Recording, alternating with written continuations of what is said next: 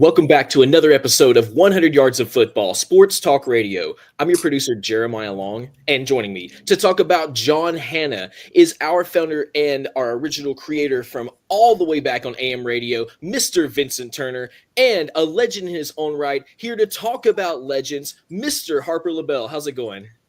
Oh, doing great, Jeremiah. And we're going to talk about a difference maker, a guy that was really where you would want to start your offensive line. If you're going to start with the center, please do so. And if you want to move your way out to guard, you got to mention John Hannah. Wow, what an amazing player! And Vincent, we get to talk about his early life, his high school days. We get to talk a little bit about Roll Tide and his career at Alabama, and then obviously as a Patriot. He played for the same organization throughout his entire career. He didn't escape in free agency or anything like that. So we get to talk about one of the best, John Allen Hannah. Roll Tide. Some people consider him the greatest offensive lineman in Alabama football history. Some people consider him the greatest guard that's ever played in the National Football League. That's right. When they're talking about guards, usually in the NFL, you want to mention Gene Upshaw, Larry Little, Bill Fralick, one of your former teammates, Harp, and Larry Allen. But when it's all said and done, it's hard to not mention Mr. John Hannah at the top of the list. Back to you, Harp. Yeah, John definitely made an impact.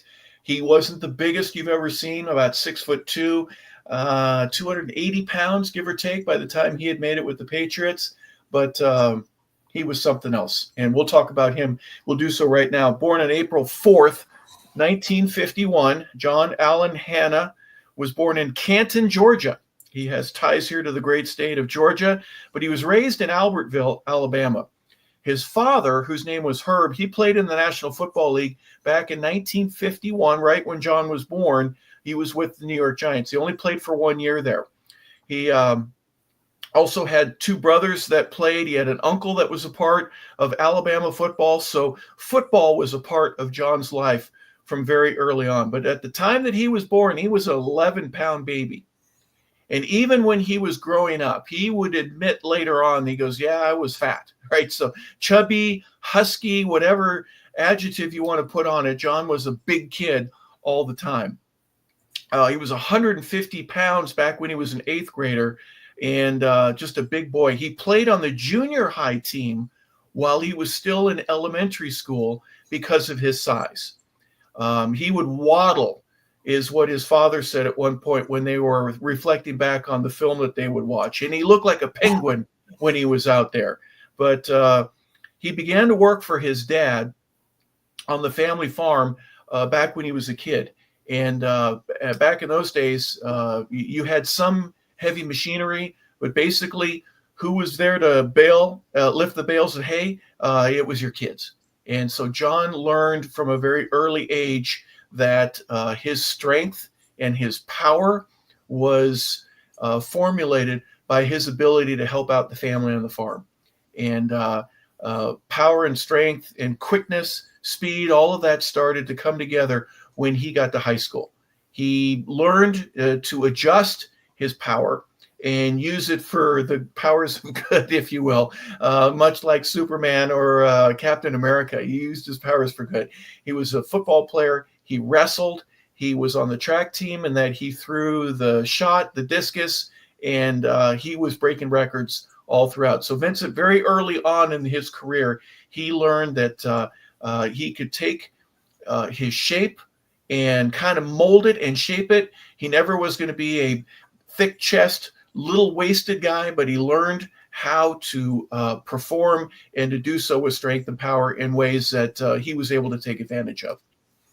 I think when you look at John Hannah, my first recollection of him was 1971, the year that Alabama changed college football, and they changed their program because they went to the wishbone. And I think about the year Johnny Musso had.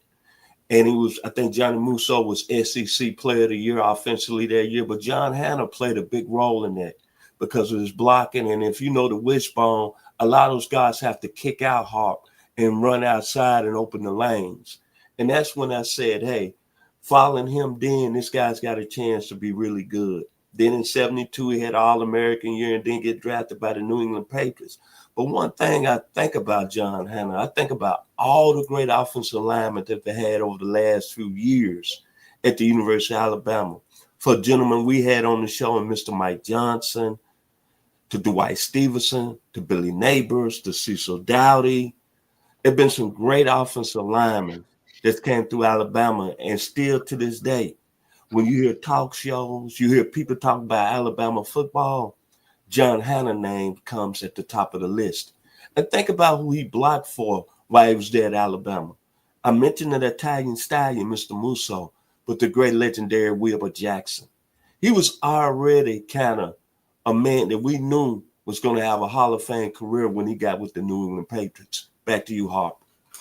Well, let's go back a little bit to high school. You had mentioned during our pregame prep that Baylor High School in Chattanooga, which is where John went for the first 3 years, was real instrumental. And John would say that even in his Hall of Fame speech, he mentioned Major Luke Worsham, who was his coach there, and he would teach him the techniques of being an offensive lineman, about staying low, about using leverage, about using your speed and quickness, especially at a guard position, to be able to pull and get to the outside, but yet still be able to a straightforward block or to chip with another offensive lineman. Really made a powerful difference for him. So he was a football player, a wrestler, and a track athlete there at Baylor High School. They were the Mid-South champs in football. He was a national prep champ in wrestling, and he broke numerous conference records with his shot put and with his discuses. So everything that he would do in terms of his athleticism turned out to be great. He turned out to be a champion. He was the best. His senior year, he went back to Alabama. Family situation needed him to be there. And in 1969, he graduates from Albertville High School. He was recruited all over the place. Everybody wanted him, and he ends up signing with University of Alabama under a coach named Paul Bear Bryant. You might have heard of him. Now, football practices back in those days for a freshman would consist of you practice with the team, you help the varsity team get better. Now, some teams had JV teams, which the freshmen would participate on. You'd play a game or two every other week. You know, sometimes you'd have 5, 6, maybe 7 games throughout the course of the year. But John ended up wrestling while he was at Alabama, and he also threw in the field events on the track team. So he practiced football. He was an unbeaten SEC wrestling champion, and he set NCAA records, or excuse me, SEC records for the shot and the discus all during his freshman year when he didn't play at all. But then, as you mentioned, Vincent, they ended up switching over to the wishbone, and that changed everything for John. It meant that, one, he was going to get a chance to play. He would be in a 4-point stance, but he would be in an offense that would actually help to benefit his strengths and the things that he would be able to excel at and use later on in his life. So sophomore year, when he's at Alabama, that's the first time that he gets to play in 1970. And as you well know, Vincent, there was a great game in 1970 between the University of Alabama and the USC Trojans. Before that game took place, and the training camp leading up to that, again, you're switching offenses and all that other stuff, but he would go to say, this is John Hannah say, that was the toughest training camp I've ever been in my life, ever. There were 40 guys that were from his class, and 14 of them had to go to the hospital. They got so beat up, dehydrated, so many issues and problems. And John said, I would have left too, except I fell asleep. I was so tired while everybody else was packing their cars. So he was able to joke about it a little bit. But that training camp that they had there was on the verge of something that was going to change Alabama forever, and that Bear Bryant was going to be recruiting black players at a predominantly all-white school, and opening up in that game against the University of Southern California against Sam Bam Cunningham. Obviously, the tradition is there, but they would end up being teammates a little bit later on. Give me your thoughts first and foremost about that 1970 Alabama team. Well, when you look at the 70 team, and if you know something about Bear Bryant and you hear some of his former players, they say Coach Bryant had a habit of pushing you to the limit, seeing what it took from you. And sometimes that limit would end up hospital, dehydrated. Because the rumors out there, some of the practices back in his day is that, hey, you was either going to be on the team, you was going to do what he say do, and you was going to be a true Alabama football player. Hell, read the book about the Junction Boys when he first got there, under Jack Pardee and Gene Stallings, who was former players under him. His thing was, for me, I'm talking about Bear Bryant, if I'm going to win championships, I want to know who's going to go to battle with me. And the practices I heard were just unreal. But as you see, these are the type of football players that he developed. John Hannah, Hall of Famer. Joe Namath, Hall of Famer. Leroy Jordan, Hall of Famer. And I never forget this. I talked to a former Alabama player here locally in Atlanta. I'm not going to put his name out there, but he was a high recruit in the 1982 class. And he told a story that is great that you brought it up, Harp. He said the first football practice they had when he was a true freshman at Alabama, this is in the 82 season, he saw all these ambulances surrounding the practice field. And he said, well, man, what's going on with that right here? Why we got so many, nurses and paramedics out on the field today? Now, this is his first practice. And he said, after going through that first practice, he understood because Coach Bryant was going to push you to the limit. And he didn't care whether you was a 4-star, 5-star. He was going to push you to the limit. And he was one guy that believed in hitting. Not too much in drills.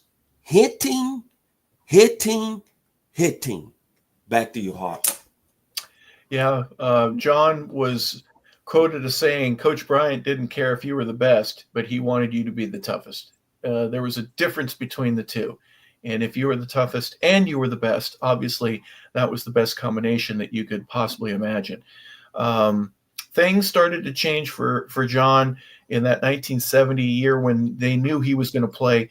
His size, his leg strength, for example, some folks had nicknamed him Ham Hocks, others called him Hog, just because he was big, thick, powerful. He was the heaviest player in Alabama history up to that point. Which many people would say, well, there's guys that are real big and heavy, but they were fat. They couldn't move. They weren't athletic. But John was all three of the above. He was athletic. He was able to move. He was very powerful. He took advantage of that. That 1970 team was 6-5. They ended up, John was an all SEC player that first year that he was able to go, his sophomore year. His junior year, he was all SEC and an All-American. They were 11-0. They go into the Orange Bowl. They lose to Nebraska 38-6. So their only loss there that entire year was in the game that mattered the most in terms of winning a national championship. And they fell short of that. His senior year, he was all SEC again. He was a consensus All-American. And they were 10-0 near the end of the season. They end up playing Auburn. They lose that game. And then they lose to Texas in the Cotton Bowl. So in his final 2 years, he loses a total of 3 games, but he definitely had earned the respect of so many different people that understood what the importance of being a really good offensive lineman meant to that organization. He went to the Hula Bowl that year for college seniors out in Hawaii, and someone by the name of John Madden ended up catching his eye. Now, John was coaching there with the Raiders at that time, so along with many, many other coaches that would be from different organizations, they would go to these practices and watch. And John Madden said, the best player out there on the field is that John Hannah guy from the University of Alabama. And he had a great college career, Roll Tide. Folks, if you get a chance to see it, YouTube has a broadcast that they've been able to put together. University of Alabama has a group of players. I don't know what the title is, folks, so you'll have to forgive me. But if you looked up Alabama football roundtable, something like that, John Hannah is a part of that. And you hear all these guys. Ken Stabler is there. Cornelius Bennett is there, all telling stories about their time there at Alabama. And every last one of them, when they start talking about Coach Bryant, and they are very formal with that. They don't call him Bear. They don't call him Paul. Every one of them, they all call him the same, Coach Bryant. And everyone gets a little bit nervous. You can hear guys kind of, well, Coach Bryant did this with me. And all the other guys, they'll laugh about it because that's the way he was with everybody. Tough. He was hard on people, but he wanted to get the best out of you. When John was drafted, and Vincent, please forgive me for taking so long here. People like Madden had said he's amazing. Someone quoted Paul Bear Bryant as saying, John Hannah is the best offensive lineman I ever coached. And when asked about that, Hannah would say, well, he never said that to me. So there's a difference between how Paul Bear Bryant may have said something to one person. I'm not denying he didn't say it, but John didn't hear that. And he was so afraid of that man, of his coach. He goes, I just saw him, when he spoke to us in the meeting rooms, and then when he was in that tower. And there was a fear factor that John had in that, and he really didn't overcome it. He asked after the Hula Bowl, he had asked to arrange a meeting with Coach Bryant. When we get back to Tuscaloosa, can I visit with you? I'd like to talk to you about your recommendation for me about getting an agent or having representation. And Coach Bryant said something to the effect of, you don't need any rep. You're not good enough. Something to that effect. A little different. But John had some issues there with his coach. He loved his high school coach and mentioned him in his Hall of Fame speech. But other than just mentioning they played for Paul Bear Bryant at Alabama, they didn't have a great relationship. So some things are a little bit tougher to dissect as you break them down, Vincent. But his time at Alabama certainly helped to culture together and to form and to mold one of the great linemen. Well, when you look at that point there, I think you have to understand, look at all the great coaches. From John McKay at USC, I heard he was kind of standoffish. You can probably, coming up on Thursday, retaliate there with Mr. Travers. Woody Hayes wasn't really liked at Ohio State. Remember, we had Mike Ken on a couple of months ago. Remember, Mr. Ken said, Mr. Ken who played in Michigan, when they beat Ohio State, I think in the 76 game, how all the assistant coaches didn't even come near Woody Hayes. Well, you look at Bear Bryant back in those days. He sat up in the tower, looking over the whole practice field, which was very intimidating to me. So to me, that's a guy, coach, that with greatness means that you're not the most friendliest guy. Greatness means that you got to be tough on every aspect of coaching. Greatness means you don't show no love because it might be weakness and it might transfer over to your team. But when you look at it, one question I asked to Mr. Hannah, you made the Hall of Fame, man. You became one of the greatest guards that played in the National Football League. Whether your relationship was good or not with Coach Bryant, you carried that determination and you carried that heart over to the National Football League, to a franchise that wasn't winning when he got there, the New England Patriots. And they became one of the best rushing teams of all of pro football. And I think about when Mr. Hannah being with New England in 1976, the Patriots set an all-time rushing record with 2,948 yards. And the backfield consists of Sam the Bam Cunningham, Andy Johnson out of the University of Georgia, a hard running back out of Kansas State, Don Calhoun, and a quarterback there lay his life on the line, Mr. Steve Grogan. Then they come 2 years later, and they break that record with 3,186 yards. Mr. Bam Cunningham again, Andy Johnson. This time they got another running back, Boomer Sooner, to you, Mr. Scott Case, Mr. Horace Avery. Then again, Mr. Don Calhoun, and to a very tough football player again, Mr. Steve Grogan out of Kansas State.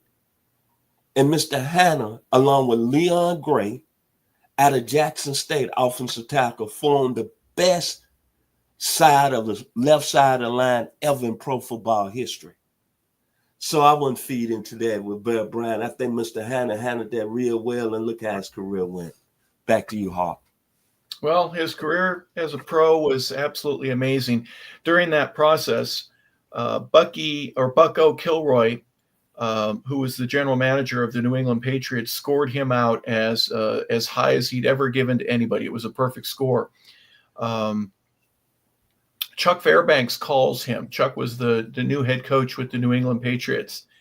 And he says, John, want to welcome you to the New England Patriots. They had been the Boston Patriots, and they had just switched their name over. He goes, I want to welcome you to the New England Patriots. We've selected you with our first round. You're the number 4 pick overall. And John says, well, thank you, Coach. Look forward to meeting with you. And he hangs up the phone. And he's got a buddy that's next to him, and he goes, where on God's green earth are the New England Patriots? He had no idea, because the switch in the franchise from one side to the other definitely changed everything. But 1973, you mentioned Leon Gray, the two of them together. And then later with Russ Francis, the great tight end, they had some really good teams. They struggled to get past the Steelers back in those days, the Broncos, the Miami Dolphins, even the Baltimore Colts, and obviously the Raiders. There were some great teams that were a part of the AFC champions back in those early and mid 70s. But John just kept plugging away. He kept playing. They led the league, as you mentioned, with rushing yardage, 31-65. They had 181 first downs, records that wouldn't be broken for 20, 30 years later. So when you think about some of the great families, the Metcalfs, the Matthews, the Manning family, the Hannas also had the ability to contribute to the National Football League in so many different ways. I think the culmination of his great career, obviously, with some of the numbers and the Pro Bowls and all that, but his last year in the National Football League was 1985, and they end up going to the Super Bowl as a wild card representative. They end up getting through the playoffs. They end up playing the Chicago Bears. They lose the game, but that really got to be the ultimate experience and the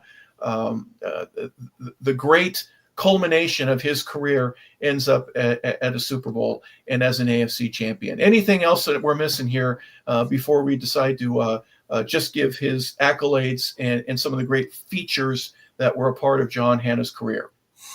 When you think about Alabama football, you think about a true legend, a true Roll Tide. Then when you think about in the National Football League, and I just mentioned earlier some of the great guards that played this game, John Hanna, if you don't mention him at the top of the list, I mean, something is wrong with you. And think about how he changed 2 schools, Alabama and the New England Patriots, from an offensive line perspective. Look at him. The man was a warrior. And all I can say is my final words about John Hanna today. University of Alabama, there's one thing. The great band Leonard Skinner, Sweet Home Alabama. That's John Hanna, baby. Back to you, Mr. Harper LeBel. Well, John Hanna's career stemmed from 1973 to 1985 with the New England Patriots. 7 times he was a first-team All-Pro. He was a second-team All-Pro 3 different times in 77, 82, and in 84. He was a Pro Bowler 9 times during that time period. He's a part of the NFL All-Decade team in the 1970s and 80s. He's a member of the 75th anniversary team, the 100th anniversary team. He is a New England Patriots All-70s, All-80s team. He's a part of their 30th and 50th anniversary team. His number was retired. And he still is a member of the New England Hall of Fame, the College Football Hall of Fame, the NFL Hall of Fame. He won the Jacobs Award. He was an all-SEC performer 2 of the 3 years that he played there. Absolutely amazing. First team, that is. Amazing career. Tremendous guard. And one of the best that the game has ever seen. So we want to honor John Hanna here today. We hope that you learned something a little bit that you may not have known about him prior to watching the broadcast, but we will have continual coverage of guys that have made a difference and made football, both in the NFL and college, better. And we thank you for being a part of today's show. For Jeremiah Long, our producer and engineer, our co-host, our founder, Vincent Turner, I'm Harper LeBel. We want to say thank you for tuning in to another episode of 100 Yards of Football, our Legends Edition. Thank you for being a part of today's show. Have a fantastic day, everybody.